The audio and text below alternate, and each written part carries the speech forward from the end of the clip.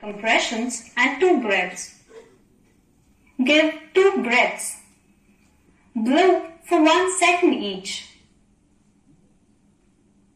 You will need to keep giving set of 30 compressions and 2 breaths until the infant starts to breathe or someone with more advanced training takes over.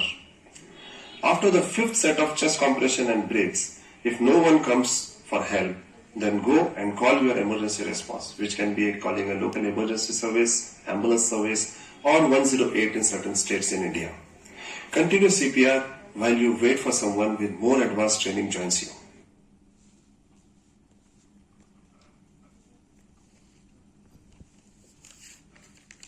During the chest compression as a single rescue to an infant, you will use just 2 fingers of one hand and use other hand to tilt the head and keep the airway open. The infant should be kept lying on his back on a firm, flat surface so that the chest compressions will be more effective. The pressure should be applied just below the imaginary line between 2 nipples, avoiding the tip of the breastbone. Put 2 fingers of one hand on the breastbone just below the nipple line. Press the infant's chest straight down about 1.5 inches. Push hard and push fast as we do in adult CPR. After each compression, let the chest go back to its normal position to allow blood to get back into the chest. The chest compressions should be fast at a rate of at least 100 per minute. Make sure the surface under the baby is firm and keep the airway open with the other hand. Press the chest down about 1/3 to half of the depth of the chest.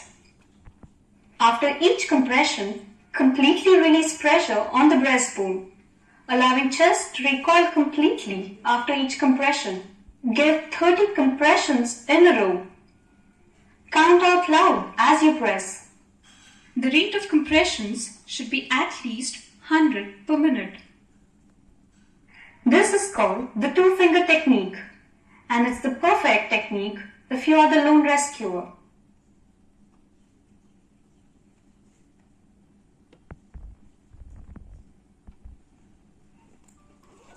Unlike adults, infants usually do not have heart-related problems leading to a cardiac arrest. More commonly, infants and children have problems related to breathing leading to cardiac arrest. And that is why in infants and children, opening the airway and delivering rescue breaths is as important as giving a high-quality chest compression. Keep the infant's tongue out of the way and also be sure that your breaths are effective, because sometimes opening the infant's airway too far can actually close it. If your breaths are not making infant's chest rise, quickly reopen the airway by allowing head to go back to the normal position and then open the airway again. Sometimes you may find your breaths are not making the infant's chest rise. If you give a breath and the chest does not rise, then allow the head to go back to original position and once again tilt the head by the hand on the forehead and open the airway by the fingers of the other hand on the bony part of the jaw. Give another breath and make sure the chest rises this time. Remember, the whole procedure must not take more than 10 seconds total, otherwise it will interrupt the chest compressions. If in spite of a second attempt, the chest still doesn't rise, then start chest compressions once again. So let's look at the steps of opening the airway and delivering breaths to an infant. We will show you how, and then you can practice on your mannequins. As the chest compression starts first in any CPR, your hands will be on the chest first. From here, move your hands to open the airway. Tilt the infant's head by pushing back on the forehead. This will create the head tilt.